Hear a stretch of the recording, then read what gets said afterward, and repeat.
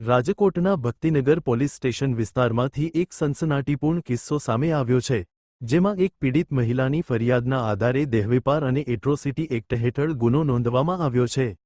મળેલી માહિતી અનુસાર, પીડિત મહિલાના પતિ જેલમાં હોવાથી આરોપીઓએ તેમની મજબૂરીનો ફાયદો ઉઠાવ્યો હતો। આરોપી હિરેન રૂડકિયા, તેમની પત્ની રિદ્ધિ રૂડકિયા અને ભાઈ મયુર રૂડકિયાએ મહિલાને નાણાંની લાલચ આપી દેહવેપારના ધંધામાં સંડોવી હતી।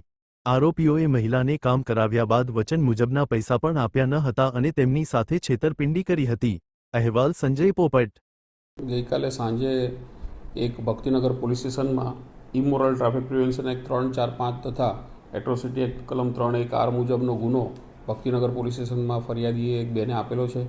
એ ફરિયાદ મુજબ એમના પતિ જેલમાં હતા અને એમના સામેવાળા છે હિરેન કિશોર રૂડકિયા અને એમની પત્ની રિદ્ધિબેન હિરેન રૂડકિયા અને એમનો ભાઈ છે હિરેનભાઈનો મયુરભાઈ કિશોરભાઈ રૂડકિયા, એમના વિરુદ્ધ ફરિયાદ આપેલી છે। અને ફરિયાદ હકીકત એવી છે કે એમને પૈસાની લાલચ આપીને દેહ વેપારના ધંધામાં સંડોવાયેલા અને પૈસા આપવાનું પ્રોમિસ કરીને પૈસા ન આપ્યા અને એમની સાથે આ રીતે ચીટિંગ કરેલ જે બાબતની એમને આ દેહ વેપારની કલમ મુજબનો ગુનો દાખલ કર્યો છે અને હાલ તપાસ ચાલુ છે।